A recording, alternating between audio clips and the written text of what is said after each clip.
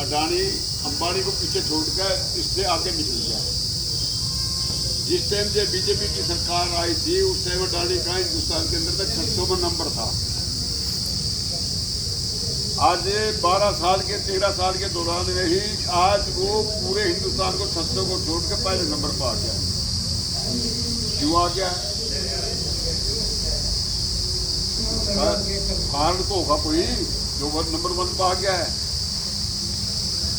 जिस दिन जो है ना पीएम बने थे मोदी, उस दिन वहां से जो है ना गांधीनगर से उठा के एयरप्लेन से वो अपने देश के अंदर में दिल्ली लेके आ सकते और ये फ्रॉड किया इसने हमारे साथ ऐसा 22,000 करोड़। अब उसके जब डिलीवरी को देने लग रहे ऊपर से लेकर नीचे तक हिंदुस्तान की कोई ऐसी चीज नहीं जो नहीं गई है, ना ही ये किसी एम्प्लॉइज के इसमें है। और भाई जो हम रिटायर बच्चे हमारे मतलब उस वाली इन कोटियों का है। अब ये जो है ना 1 करोड़ से ज़्यादा संख्या आज सेंटर के और स्टेटों के मिलाकर 1 करोड़ से ज़्यादा संख्या ऐसी है जो रिटायरमेंट हुई है। ये कहने लगा देश को तो ये खान लग रही। आज तक किसी ने ये नहीं पूछा हरियाणा के अंदर में 283 तो MLA जो रिटायर्ड हैं और 148 फैमिली जिनका जो है मान लो घर वाला जो है MLA था वो मर गया तो उसके बाद उसकी फैमिली पेंशन लेने लग रही है। ये पेंशन लेने लग रहे हैं और एक आदमी ऐसा भी है जो 6 पेंशन लेने लग रहा है, 2 लाख से भी ज़्यादा पेंशन लेने लग रहा है। कोई इनको नहीं पूछने वाला कोई नहीं है। एक MLA जो बढ़ रहा है गवर्नमेंट की गाड़ी में जो दावा है ना उसके आगे पीछे जो है ना उसके 5 रुपये MP MLA की बजाय मिनिस्टर है उसके आगे जो है स्क्वाड चलने लग रहा है। पायलट किलोमीटर सफ़र करना है, एक गाँव से दूसरे गाँव में जाना है तो 1 किलोमीटर सफ़र करना है, उसका भी 17 रुपये उनको क्लेम होता है। जबकि जो है ना उसके साथ इतना हमला समला इतना सब कुछ आता है, गवर्नमेंट की गाड़ी में बैठा है तब भी वो क्लेम कर रहा है।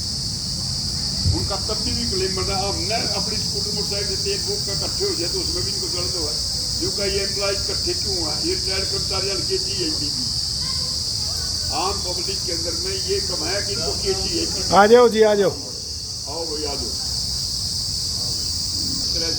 और ये नहीं मेरा अपना सगा भाई है ना, अगर उसके सामने बात चल पड़े जुगा सारे लूट का खान लाए थे। मैं तो 40 साल से मैं नौकरी करी जिन सरकार दुखती और एक बीबी जो है ना मरने दम कभी बीबी लूट का खान लाए वह भी नहीं चाहते कि जाए इनको तो पेंशन मिल जाए। अपना सगा भाई और तो किसी की बात तो छोड़ दो आप। ये सरकार पहले जो है ना इसका गठन ही नहीं करना चाह रही थी 8 रुपये की मिशन का। दिल्ली की इलेक्शन आ गई, इन्होंने डिक्लेरेशन कर दिया 8 दिसंबर को, मजबूरी होगी। फिर इलेक्शन आ गई, फिर ये कहते हम तो जो अगर खाली एक ये अनाउंस किया कि भाई हाँ 8 रुपये एक मिशन बढ़ेगा। पहले तो ना चल गए थे अगर हम 8 रुपये एक मिशन वगैरह बढ़ाएंगे ही। चलो जी फिर इलेक्शन आ गया, फिर डिक्लेरेशन कर दी कि भाई हाँ जो है 8 रुपये एक मिशन के अंदर में किसी कमेटी बनाएंगे, इसका गठन करेंगे। फिर जो है नवंबर में फिर इलेक्शन आ गए तो फिर जो है इन्होंने 3 नवंबर को फिर डिक्लेयर कर दिया भाई कमेटी गठित कर दी है जो 18 महीने के अंदर में आपको रिपोर्ट होगी। 18 महीने का मतलब नवंबर दिसंबर 2 महीने वो 25 के 26 के 12 14 अप्रैल में जाकर 27 में अप्रैल में जाकर 18 महीने पूरे हुए इनके। जून में फिर इलेक्शन होने हैं। ये जो इन्होंने टाइम रखा वैसे नहीं रखा, बहुत सोच समझ कर रखा। इन्होंने पता है कि हमने यूपी के इलेक्शन कराने, पंजाब के होने हैं, उत्तराखंड के होने, 4-5 स्टेटों के इलेक्शन कराने, उसमें कुछ थोड़ा बहुत चौका पानी डाल देंगे आपको जो भाई जो है इनको जो है ना पका दो ताकि जो है इस बार साथ मिल जाए। इससे साथी और इससे जो है ना चला अगर सरकार ना आई है ना आएगी। बहुत ही साथी, बहुत ही सोच समझ के चलने वाले और बहुत ही सोची समझी साजिश से ये काम कर रहा है। ऐसे नहीं भाई, अगर आपने अपनी पेंशन को बचाना है और अपने आप को बचाना है तो संगठित रहो और भाई जो भी जो है ना भाईचारे का संदेश हो, संदेश के ऊपर अमल करो। अभी जो है ना ये सरकार हमने OPS मिलती थी, इनको बताओ कि इनके घर तक जा रहे यूपीएस की जगह इन्होंने एनपीएस शुरू कर दी। एनपीएस के अंदर में कुछ खामियां देखी इन्होंने, खामियां की देखी, पब्लिक इनसे नाराज होगी, तो ये जो है ना गलत है। अब इन्होंने जो है ना यूपीएस क्या है, मैं जो को तुम यूपीएस की बजाय अगर यूपीएस देने लग रहे हो तो यूपीएस में जो हमारा पैसा कटता है 10% हमारा कटता है, 18.5% गवर्नमेंट देती है, 28.5% हो जाए।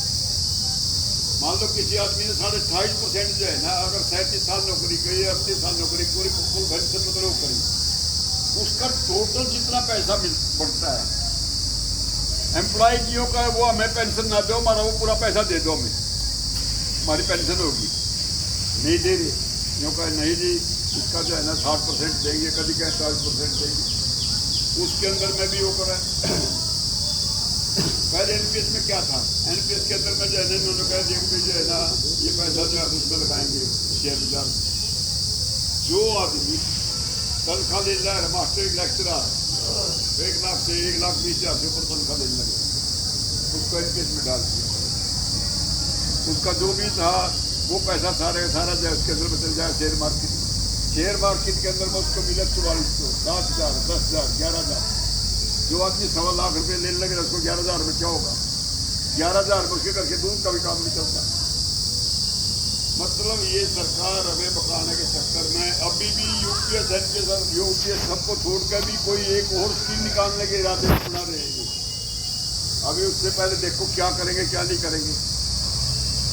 अभी जो ये जो 8वां पे कमीशन जो गठित किया है, 8वें पे कमीशन के अंदर में अभी वो पूरी स्टेटों के जो है ना, जो यूनियनों के जो बने हुए हैं, हमारी जिस तरह 108 यूनियन है, उनके जो हेड है उनसे जो है वो एक से वो जो है बुला के बात करके उनसे जो है वो लेने लगे भाई आप चाहते क्या हो इसमें, क्या कुछ आप अपनी वो रिकमेंडेशन उनकी देख रहे हैं।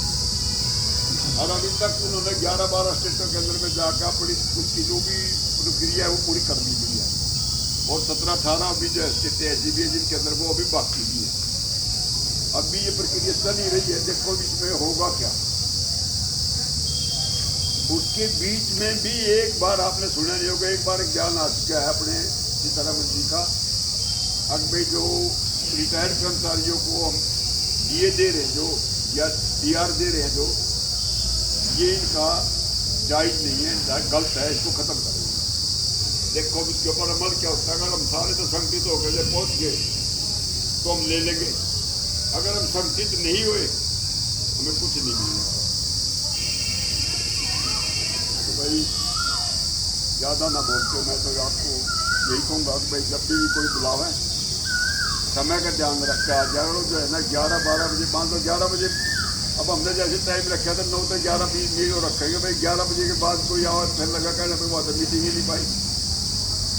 तो टाइम का विशेष ध्यान रखने की जरूरत है। इसमें मेरा एक रिक्वेस्ट है भाई जब भी कोई जो है मीटिंग होती है ना, तो उसका जो है ना, जहाँ टाइम की वैल्यू नहीं है, टाइम की कदर नहीं है, वहाँ कुछ नहीं है।